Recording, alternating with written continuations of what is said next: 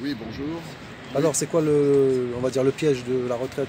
Le piège, si piège il y a, le premier piège, c'est qu'il faut qu'il y ait la revalorisation des retraites, qui ne soit pas comme ça au doigt mouillé, mais qui se fasse en fonction de l'inflation, ce qui a été fait cette année, mais c'est la première fois, ou sur les salaires, enfin que ce soit indexé sur quelque chose de sérieux.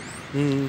En plus, le fait qu'on est passé pour le privé, hein, je parle pas pour la fonction publique, puisque j'ai jamais été fonctionnaire, le fait de porter le montant de la retraite par rapport aux 25 meilleures années et non pas les 10 meilleures années comme avant, peut être vraiment très dommageable, surtout ceux qui n'ont pas une carrière lisse et progressive. C'est ça.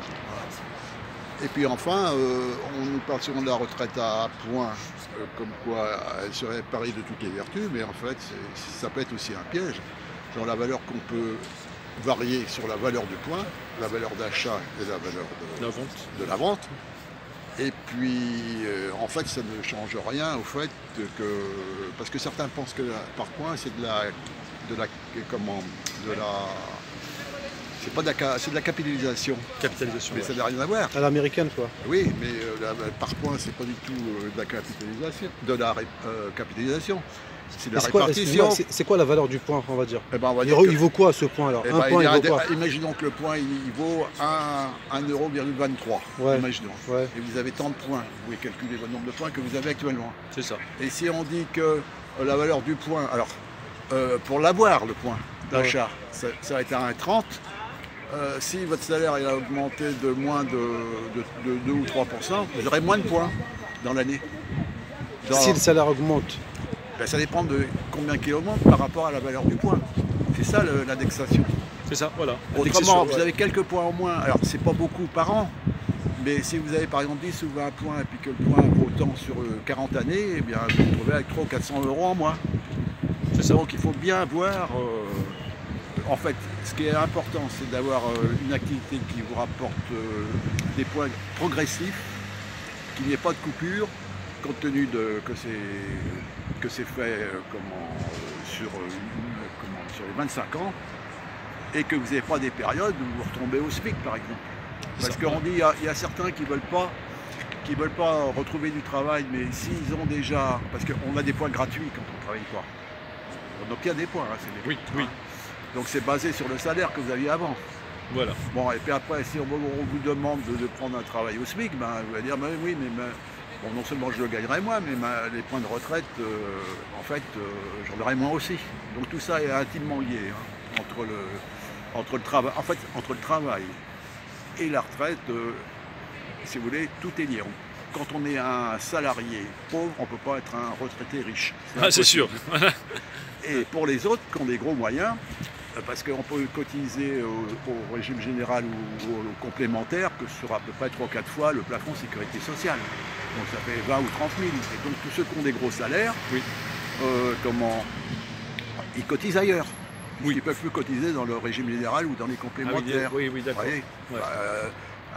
On va prendre un footballeur qui gagne 1 million d'euros, il cotise peut-être dans le système pour 20 ou 30 000 € et le reste, il a des produits financiers. C'est ça, voilà. C'est ça.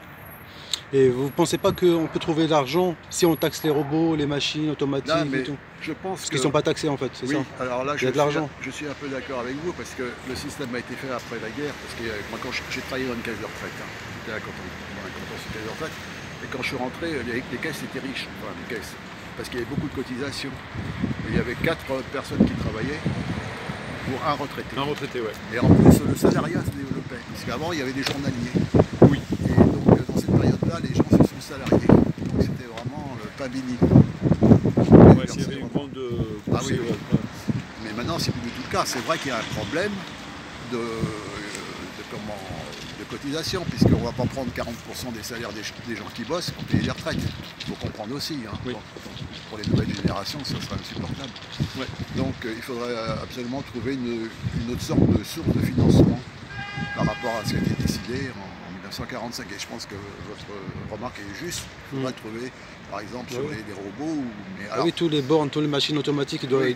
il doit cotiser, entre guillemets, Bah comme oui. un salarié. il faudrait. Parce qu'ils nous remplacent petit à petit, on Voilà, va dire. c'est ça. Chaque année, Ouais, on bah, remplace regardez, les salariés là, par des robots, par des maintenant- machines. Maintenant, Mais c'est ouais, nous ils cotisent qui- pas. Il y a moins de... Moi, des hôtesses de caisse, par exemple. d'hôtesses Un de exemple. caisse. Alors, On est à Auchan, juste voilà. à côté d'Auchan. Alors, si les hôtesses de caisse avant font autre chose de plus intéressant, c'est bon. Mm. Mais si elles sont remplacées et puis que il y a moins de personnel, là, Non, mais, c'est non, là mais que- nous, ils nous disent que. En fait, ils nous disent que. Mais vous inquiétez pas, si on installe des robots et que ça remplace des personnes, Oui. il n'y a pas de souci, il y a de nouveaux métiers qui se créent. Mais nous, on le voit dans les points RH. On le voit en fait. On était 300 salariés, puis on devient 284, Oui, bah, après 254, il n'y a pas de remplacement. Ouais. C'est pas Bien vrai ce qu'ils sûr. nous disent qu'il y a de nouveaux métiers qui se créent. Oui. C'est pas vrai. Alors, moi j'ai entendu dire aussi, alors ça c'est plus politique, c'est au niveau de l'Europe. C'est que les Bruxelles, dirigeants ont fait une analyse en disant qu'en Occident, la classe moyenne coûtait trop cher. C'est une spécificité de l'Europe et des pays comme les États-Unis, d'avoir une classe moyenne qui avait beaucoup de. Qui vivait bien, quoi. Voilà, Faut ouais, reconnaître. voilà. Et ça devient insupportable. Donc le tout c'est de diminuer la classe moyenne et qu'elle ait moins d'avantages, qu'elle bosse plus en fait. C'est ça. C'est à ça qu'on Excuse-moi du terme, excusez-moi, c'est faire qu'on travaille, qu'on ferme notre gueule. Voilà, c'est ce qu'ils Oui, veulent. mais Voilà. qu'il y ait moins d'avantages. Voilà. Voilà. Les vacances 2 fois dans l'année, Ouais, c'est ouais, ça. c'est- C'est ça. maintenant c'est plus C'est possible. fini. Donc- Déjà une fois par an, c'est pas sûr, c'est pas garanti. Voilà, déjà, mais bon, en France, il y a quand même un système. Bon, il faut reconnaître qu'il y a quand même beaucoup d'aides en France. Il y a pas mal d'aides encore en France. Mais Oui, mais on Parce sent que que ça c'est- diminue. c'est fait exprès. Les Oui. aides, là, c'est fait exprès. Bah, c'est pour pour- endormir la population. Oui, c'est pour va maintenir dire. la paix sociale. Oui, C'est la ça. colère. C'est ça. Maintenir Voilà. la colère sociale. Oui, bien sûr. Il y a beaucoup d'associations, il y a beaucoup de qui aident les gens pour calmer on va dire entre guillemets le jeu. Alors le problème avec le Tant reste. que le frigo, excuse-moi, tant que le frigo est rempli, Oui, les voilà. gens ne sortent pas. Oui, oui, bah, Faut que le frigo soit vide, voilà. Bah, on a vu entre guillemets. dans certains pays arabes, il y avait la révolte parce qu'ils n'achetaient plus de pain. Bah, il n'y a plus rien. Il n'y a Oui. plus de farine, il n'y a plus d'huile, il n'y a plus Voilà. de café, il n'y a plus de sucre, Non, mais tout il n'y a ça, plus c'est un- de pâtes, il n'y a plus de riz, il n'y a plus de. Et tout ça, ça vient de l'Europe. C'est des recommandations. qui Directives. sont faites par, C'est ça. Bruxelles. C'est Et ça. Macron, il est en plein dedans là-dedans. La Absolument. Commission européenne, on va dire. Parce que si vous faites pas ce qu'ils disent, bah, vous aurez moins d'aide. Vous aurez moins d'aide de l'Europe. Vous savez, une sorte de chantage. En fait, Et, ouais. et en plus, si vous voulez, le taux, ce qu'on appelle le spread, c'est le taux entre l'Allemagne et la France quand vous empruntez. L'Allemagne, quand elle emprunte, elle peut emprunter à 2%, alors que la France, les agences de notation, 3%. 3 ou 4% ou 5%. Ouais, c'est ça. Et des pays comme l'Italie, c'est 6%. Mais c'est Donc ça. on est... Ça dépend du PIB, classement. non, PIB, je vois. Non, du classement. Classement, ouais. Par ouais, les- Il y a tout ça qui... Vous voyez, c'est... En fait, les présidents, Mais maintenant, ils ont plus beaucoup emprunter pour enfoncer la dette, tout simplement. Bah oui. La dette publique, qui va payer cette dette-là? c'est Macron, il a fait combien? 600 milliards depuis qu'il Oui, est mais élu. bon, il y a eu Ah, il y a eu le non. Covid. Hein. Oui, mais le Covid, Mais c'est. oui. Bah oui, mais les gens, Covid, si vous voulez, Covid. bon, Macron a fait 1100 C'est un prétexte, on milliards. va dire. Parce que la dette de la France aujourd'hui, elle est à 3300 oui, milliards. c'est la dette. On a ça. endetté les. Et que tous ses prédécesseurs avant ont fait 2200 milliards. Donc à lui seul, il en a fait 1100 milliards. Bon, il faut reconnaître qu'il y a le Covid. Sur un mandat, quoi. Ouais. on va Le dire. mandat Ouais, est des ouais, poussières, et voilà. des ouais, mais poussières. il y a eu la Covid. Hein. Oui. Il faut en tenir compte. Oui. hein, Oui, parce mais qu'il le y a quand Covid, même excuse-moi, le Covid, moi je suis pas d'accord. Parce qu'un restaurant qui travaille avec 30 couverts, 40 couverts, on l'a fermé. Et Sénat, le Sénat ouvert, ils ont leur restaurant ouvert. L'Assemblée nationale, 577 députés, ils sont ouverts. Le Ouais. sénateur, 348 Alors, je vais- sénateurs, je ils vais sont vous- ouverts. ouais, Vous trouvez ça normal? Je vais vous dire quelque chose. Hein. Le Sénat, c'est autre chose. Hein. Parce que le Sénat, il veut absolument. Vous n'avez jamais déjeuné au Sénat? Vous avez Non, jamais non, été non, invité jamais, j'ai pas Peut-être le- que vous pourriez y aller une fois avec votre organisation. Oui, peut-être. Oui. Bah, on mange bien. Bon, il n'y a qu'à regarder le président. Bon. Mais en Oui, plus, oui. En plus, Non, Larcher. Gérard Larcher, oui. le Sénat, ils ont un truc particulier, ils ont une dotation. c'est ça. Et donc, eux, leur système de retraite, mais c'est extraordinaire. Parce que les députés, ils ont quand même fait un effort. Un député, par session, s'il fait 5 ans, il a 440 € de retraite net par session. Donc, s'il fait par exemple 5 mandats, vous êtes payé par 5. Alors que les sénateurs, eux, pour une mandat. session, un mandat, c'est 6 ans. 6 ans. Ils touchent 2240 ou 2400 par session. Vous voyez? Alors que les députés, c'est mieux que 400 et quelques. Ok. ils ont fait quand même un effort. Oui, mais un sénateur, il touche combien? 15 000, 20 000 euros? Non, je parle de retraite. De retraite, ah oui, ok. Mais il peut avoir d'autres retraites à côté. Oui, des maires, des maires, des... Il ouais. cumule, ouais. Et puis alors dans la fonction publique, vous continuez à toucher des trucs, même si vous voyez dans l'éducation nationale, si vous êtes député, enfin là il y a une sacrée différence entre le privé et Et ça devient... les promesses de Hollande à l'époque, en 2017-2016 je crois, il a Hollande, président, Oui. quand il a dit il va interdire les cumuls de mandats et tout, c'est que des promesses quoi, ça n'a jamais fait. Non, pour l'instant ça va, mais il y en a d'autres qui redemandent des cumuls de mandats, en fait qui disent que les députés actuellement ils ne connaissent pas les gens, ils n'ont pas été maires, donc ils ne peuvent pas savoir. Vous voyez. Moi, mon député là, je n'ai jamais vu. C'est Porte, il est connu. Mais il ne vient jamais, enfin je ne l'avais pas vu à la télé. Qui Thomas Porte? Oui. Il est sur Marne, nous, Nazé-Grand. Oui, nous on le voit. Vous le voyez. Nous on le voit, même dans les manifs, il va dans les manifs, il fait des... En plus, il est venu même ici au cheminot, au RATP là, des bus, et il les a aidés et tout, apparemment. Bon, mais vous voyez, en général, c'est plus comme avant, parce que avant, quand vous aviez commencé par avoir un petit poste à la mairie, par exemple, après vous êtes maire, ou vous êtes... donc vous voyez les gens comment ils vivent. Oui, bien sûr. C'est bien les problèmes des gens, alors que là, bon, on voit bien que c'est des jeunes, et puis ils sont formatés. Oui. Il n'y a pas simplement que... C'est notre école, quoi. C'est notre école. C'est plus pareil. C'est comme si vous avez un truc pour diriger une start-up.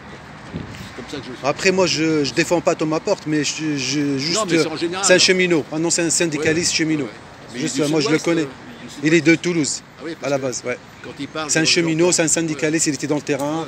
Après, il a tracé sa vie, on va dire entre guillemets. Mais c'est un cheminot, c'est un syndicaliste. Enfin, il faut pas... Il faut être lucide. Pour moi, on est vraiment sur le déclin.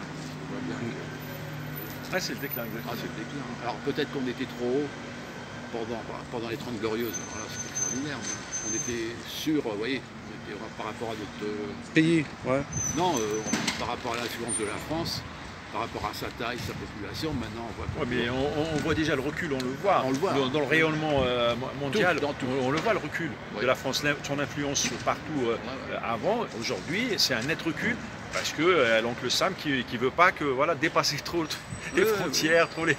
Non, puis je dis, un président de la République, du temps de Gaulle et de Pompidou, ils avaient des pouvoirs énormes, les présidents. Oui. Mais maintenant, le président français, il y a des grandes... les Google et tout ça. Vous avez l'Europe, c'est eux qui font la loi, vous pouvez pas faire ce que vous voulez dans n'importe quel domaine. Ça veut dire, en fait, entre guillemets, la souveraineté française, on va dire, il n'y a plus de souveraineté, ni monétaire, ni économique, ni rien. Fini. En fait, vous pouvez faire des petits trucs, oui. Encore, mais le principal, disons, non, vous ne pouvez pas le faire. La souveraineté, c'est l'Europe, de toute façon. Parce que quand vous prenez le droit déjà, le droit européen, il est supranational. C'est un droit qui est au-dessus de tous les droits. C'est-à-dire que tu es d'abord obligé d'appliquer toutes les circulaires et trucs européennes. Et après, il faut l'adapter à la loi française. Voilà, l'adapter. Après, en France, des fois, on dépasse. On dépasse un petit peu, des fois, sur le droit européen. Des fois, on est au-dessus sur certaines choses. Donc, on peut continuer à appliquer encore notre droit. Mais sinon, il y a des circulaires qui s'imposent de fait. Et en plus, vous avez de plus en plus les juges qui interprètent. Avant, ils faisaient en fonction de la loi. Mais maintenant, ils font en fonction de... Même plus, c'est plus la loi, c'est un peu une jurisprudence. C'est ça. Même si, par exemple, dans l'illégalité. Alors, par exemple, quelqu'un pourra prendre quelque chose qui est interdit. Par exemple, de faire rentrer un migrant clandestinement. Il y avait un homme, là, dans le sud, qui faisait rentrer la il considérait qu'il avait un devoir d'aide. Sur les frontières italiennes, Voilà, qui passait au-dessus de la loi. Donc il a été condamné en France. Mais... Il a gagné son procès, je crois, à l'époque. Oui, un peu. Après. Il y a 2 ans. Mais maintenant, il y a les juges qui disent oui, mais en fait, c'est peut-être contre la loi, mais ça a une valeur des droits de l'homme. Il y a la notion de droits de l'homme qui sont au-dessus, quoi, on va dire. C'est plus ce qu'on appelle une jurisprudence. C'est ça. Donc vous voyez, même tout ça, et la Cour européenne des droits de l'homme est très à cheval là-dessus aussi. Donc ça change tout. Donc même si vous faites une loi interne, on va dire, vous ne l'approuvez pas, ou dans un autre domaine, ça peut être... retoqué, enfin oui, les juges peuvent décider autrement en fonction de... Les droits de l'homme, on va dire. Par exemple, les droits de l'homme ou un autre... Ils peuvent faire ce manuel, c'est la jurisprudence. Hein. Alors si elle est constante et abondante, après ça devient comme la loi. Hein. De toute façon, les lois européennes, elles s'imposent sur tous les États nationaux. Hein. C'est pour ça que, notamment, le Royaume-Uni est parti de l'Europe. Parce qu'ils voulaient être maîtres de leurs troupes. Bon, les Anglais ont été toujours un peu à part, mais ils voulaient... Déjà, ils ne sont pas rentrés complètement de plein pied. Hein. Déjà, leur monnaie, ils la gardaient. C'est pas les seuls. Hein. La Suède, elle est encore là. Voyez, la Suisse, c'est pareil. Hein. Non, la Suisse, c'est pas un pays. Alors, elle a des accords particuliers commerciaux, surtout avec il y a la Norvège, la Norvège. Ils ne sont pas dans le SME, dans le système monétaire européen? Non, ils ne sont même pas dans l'Europe. Ah non, mais la Norvège, oui. Non, mais je veux dire, l'Angleterre, par contre, eux, ils ont gardé leur monnaie. Oui, mais il n'y a pas que. Hein. Il y a, actuellement, on est 27 et il doit y avoir 17 ou 18 pays qui ont l'euro, mais pas les autres. Par contre, pareil, hein. Ah oui, d'accord. Parce que ceux qui ne sont pas, donc, par exemple, les nouveaux qui étaient arrivés par la suite, les pays de l'Est et tout ça, eux, par contre, c'est un problème de mise à niveau. Donc, comme ils ne sont pas à niveau, donc... au fur et à mesure, ils rentrent dans l'euro. Voilà. Vous voyez, il y en a un, je ne sais plus quel, qui est rentré cette année. Là. La Lituanie, je sais pas, non, pas Lituanie, non. Oui, je ne sais pas, enfin, comment ils rentrent petit à petit. Alors, vous avez la Norvège, qui est un des premiers pays producteurs du monde de pétrole, qui est très riche, 5,5 millions d'habitants. Le Liechtenstein, oui. qui est côté, et puis la Suisse, qui ont des accords commerciaux. Oui, la Suisse, c'est un pays. Ces trois pays-là, ils font pas partie de l'Europe, et par exemple, pour les jeunes qui veulent visiter les musées, ils peuvent avoir des prix spéciaux. Tous ceux qui sont dans l'Europe, c'est tous ces trois pays-là. Donc il y a différents degrés. Oui, c'est en fait. Mais la Grande-Bretagne, ce qu'ils ne voulaient pas, c'est. Bon, déjà, il y a eu des mensonges ils pensaient faire des économies, c'était bidon. Par contre, ils voulaient être maîtres de leur. Destin. De ce qu'ils voulaient faire, voilà. Exactement. Souverain, quoi. Ouais. En fait, les Anglais, ils avaient une vision mercantile de l'Europe. Ce qui les intéressait, c'est de commercer. C'est ça. Les commerçants, c'est ça. C'est du négoce, c'est tout. À la base, c'est des commerciaux, mais ils n'avaient pas une vision politique. C'est ça. Eux, ils sont plus alignés sur les Américains et tout ça. Oui. Et puis même dans leur mentalité. Hein, c'est ça. Ces grands-là. Depuis longtemps, hein, de toute façon. Ils ont le Commonwealth. Ouais, voilà. Ils ont une grande influence sur. Ils ont 40 pays. C'est un espace économique très très important. Hein. Et d'ailleurs, parce qu'ils. C'est comme s'ils ont perdu un peu d'influence, donc ils sont revenus à leurs fondamentaux, quoi. C'est plus la première puissance mondiale comme au 19e siècle, mais il y a de beaux restes. Hein. Ah oui, bien sûr. Même la reine d'Angleterre, elle est encore sur les timbres-poste. Elle est reine de 13 pays encore. Hein. C'est ça. Elle n'a aucun pouvoir. Du Canada, du machin, d'Australie. Alors, je ne sais pas si avec Charles III, là, il y a certains pays qui vont pas dire on a marre de voir la Jamaïque va devenir une république. Oui. Canada aussi. Parce que même l'Australie et la Nouvelle-Zélande, ils restaient parce qu'ils avaient du respect pour la reine mère. Oui. Et avec le Charles, je pense. Il va venir en France, Charles, en plus. Hein. Charles III, il va venir. Ça va pas être triste avec les poubelles. Il va sentir un petit peu les poubelles. Je crains pour les Jeux de Paris. Je sais pas. Les Jeux Olympiques 2024. À moins qu'ils donnent des bonnes primes avant, peut-être.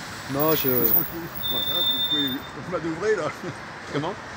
Ils peuvent manœuvrer les syndicats là. Ah oui. Avant les Jeux Olympiques, on veut une bonne prime. Ouais. Enfin, moi je dis ça. Non, mais... On verra. Enfin voilà. Merci pour cet échange. Hein. Vous étiez salarié de quoi travailler? Je travaillais dans un contentieux de caisse de retraite. Ah oui, ok. C'est-à-dire qu'on poursuivait les entreprises qui ne payaient pas leur cotisation. Ah oui. Alors il y avait la part salariale et la part patronale. Alors, quand la société ne payait rien du tout, on allait devant les tribunaux pour avoir un titre. Procès quoi, vous faites des procès. Par contre, lorsqu'ils reversaient la part salariale qui appartient aux salariés, quand même, c'est du salaire différé, et qu'ils avaient des problèmes, désormais, là, on faisait un échéancier. Il y avait d'autres petites choses comme par exemple la réversion. Par exemple, une veuve, j'ai une veuve parce qu'il y a 10 veuves pour un veuf. Hein. C'est ça. Ça concerne aussi les veufs. Hein. Oui. Parce que l'espérance de vie n'est pas la... Ça, ils n'en parlent jamais d'ailleurs. Ils parlent des cadres et des cadres, mais ils ne parlent jamais des hommes et des femmes. Sur l'espérance de vie. Elle est différente quoi. CGT, il faut en parler parce que surtout les femmes qui ont ils ont eu plusieurs enfants et tout. On va dire. Est-ce que ça joue sur l'espérance de vie ou non? Non, c'est général. Hein. C'est général. C'est la moyenne, on va dire. 85 pour les femmes et 80 pour les hommes. Oui, c'est toujours 4-5 ans de plus que les hommes. Oui, il y a quand même pas mal d'écart. Hein. Ah oui, c'est ce que je dis. Ah ouais. Parce qu'on dit entre les cadres et puis les ouvriers à 5 ans. Mais il faudrait faire plusieurs catégories. Donc il faudrait qu'il y ait les ouvriers hommes, alors c'est du moins bien lotis. Ouais. Les mieux lotis, c'est les cadres femmes. Et puis au milieu, vous avez les ouvriers femmes et les cadres hommes qui sont à égalité, si on prenait les deux critères. Mais politiquement, c'est correct. Et puis il y en a d'autres qui disent, ah, bah, c'est simple, j'écoutais des fois il faudrait faire partir les cadres, par exemple à 65 ans, et puis les non-cadres un peu plus tôt. Simplement, il y en a qui oublient beaucoup que... Ouais. Il y en a beaucoup qui oublient que la notion de cadre, c'est quoi pour vous, par exemple, la notion de cadre? Si je vous pose la question. Pardon? La mention de cadre, c'est quoi? Qu'est-ce qu'un cadre? Un cadre, bon, c'est un... L'oseille, c'est celui qui touche beaucoup. Non, c'est un salarié de l'entreprise qui a des responsabilités, investi de responsabilités. C'est là que vous voyez, vous faites des erreurs. Non, mais je plaisante. Vous êtes juste sur certains. L'argent, il te sait 10 000 € le cadre. En fait, le cadre, c'est un statut qu'il a dans l'entreprise en fonction de son contrat de travail et des conventions collectives. Ça va? Ça va, frérot? Comment vas-tu? Ça va et toi? Donc, ça va? Donc, bien. Ouais, on est là. Hein. Ça sert à quelque chose. Ok, merci. voilà. Ouais. Non, simplement, je voulais vous dire. Allez-y. Non, mais c'est bon. Mais lorsque vous êtes dans une SARL, vous pouvez être gérant. Et des fois, il y a le gérant et un ouvrier. Et le gérant, s'il est minoritaire en part sociale, il est considéré comme cadre. Alors qu'il peut gagner 800 € par mois. Un gérant. Un gérant Minoritaire. C'est les parts sociales. Ouais. Vous pouvez faire, par exemple, avec monsieur, une SARL, vous êtes plombier, donc vous avez 49% des parts, et monsieur il est employé chez lui. Bah, vous serez obligatoirement dans la catégorie Minoritaire, on va dire. vous serez gérant. Gérant, ouais. Gérant Ça dépend le... Et c'est cadre, c'est considéré comme cadre. Alors ils sont tellement en dessous qu'à la GER, par exemple, il leur accorde un minimum de points. Bon, c'est assez technique. Ok. Donc, c'est pas forcément... C'est bon à savoir. C'est pas forcément... Le mieux payé que... Oui, en général, c'est ça dans les grosses boîtes. Ouais, on va dire. Ouais. Et attention aussi à la catégorie juridique, enfin du droit du commerce, qu'est-ce qu'un gérant. Ok, Allez, merci monsieur. Ouais, non, mais c'est bien. C'est un bon échange en fait. Hein. On apprend des choses. Hein. Bah, on en apprend toujours. Hein. Ouais, toujours, c'est vrai. C'est bien dans la vie. Ouais, merci. Hein. Ouais. Un petit échange avec un client, un citoyen qui passe juste à côté de Auchan, Neuilly-sur-Marne, pour faire ses courses. C'était sympa, quoi. C'était sympa et c'était pas mal. Voilà, on est avec les collègues de Auchan qui sont à l'extérieur. En fait, on est le jeudi 23 mars 2023. Qui sont à l'extérieur. Et on ne lâche pas, de toute façon. Même si la loi est passée sur la retraite, on est toujours là.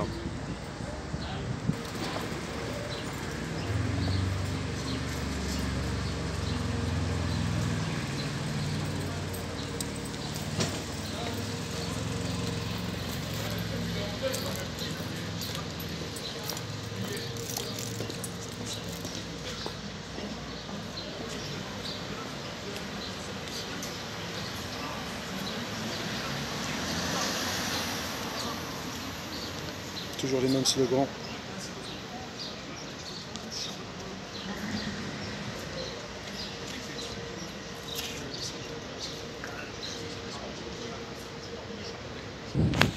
Voilà les amis, on est juste devant la rentrée de Auchan là, Neuilly-sur-Marne. Et on lâche rien, juste à côté, l'entrée des salariés, c'est juste à côté. Faut pas lâcher, puis c'est tout, hein, c'est ça, hein. De toute façon chacun est responsable. Hein. La retraite c'est tout le monde. Hein. Après faut pas pleurer, hein. Quand vous aurez 60 ans, 62 ans, hein. Parce que là c'est le pire qui arrive. Hein. Défendez vos droits. On a perdu tout, mais il faut les défendre. Il faut bouger. Hein. Il ne faut pas attendre que les autres font pour vous. Hein. Chacun est responsable, il doit bouger. Faire des actions, faire des manifs, ou faire quelque chose. Hein. Allez, on lâche rien. Salut les amis. pensez qu'en obéissant, ça va s'arrêter, mais parce que vous obéissez, que ça continue. C'est ça le dernier message, allez.